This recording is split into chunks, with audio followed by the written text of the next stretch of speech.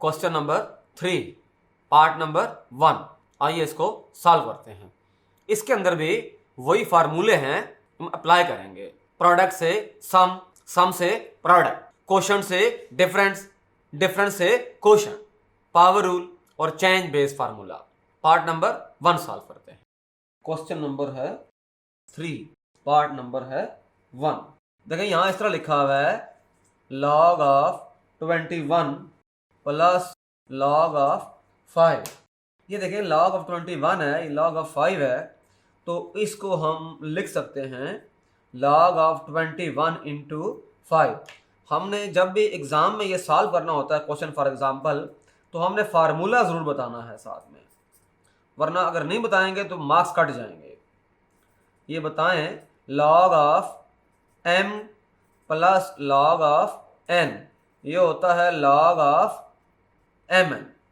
अगर बेस कोई भी है तो हमें कोई इशू नहीं है, बेस अगर 10 है तब भी ठीक है, a है तब भी ठीक है, बेस 2 है, जो भी है।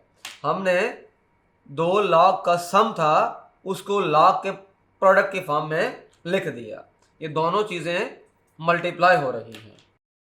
अच्छा, पार्ट नंबर इसका 4 है log of 5 plus log of 6 minus log of 2।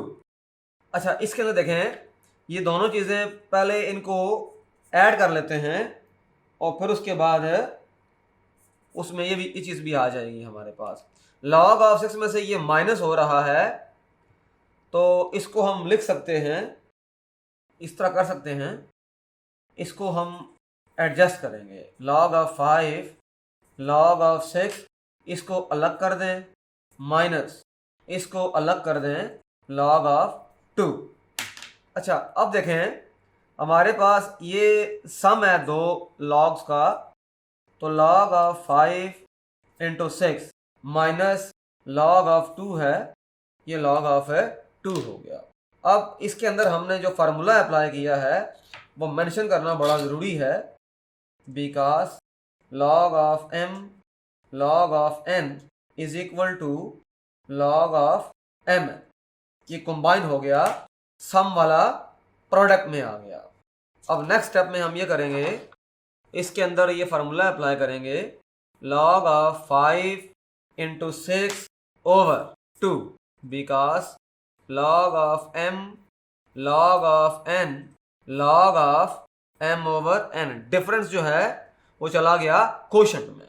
ये भी हमारे पास एक फार्मूला है log का।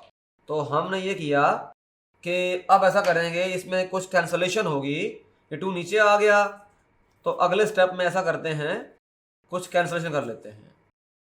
ऊपर हमारे पास बन जाएगा log ऑफ 30 ओवर 2, तो हमारे पास इसको कैंसिल कर दें 15, तो ये सिंपलीफाई होके log ऑफ 15 आ गया, तो यही हमारे पास आंसर है। तो इस सवाल में हमने ये किया कि पहले हमने अप्लाई किया प्रोडक्ट रूल, उसके बाद हमने अप्लाई किया क्वोशंट रूल और सिंपलीफाई करके एक सिंगल आंसर आ गया।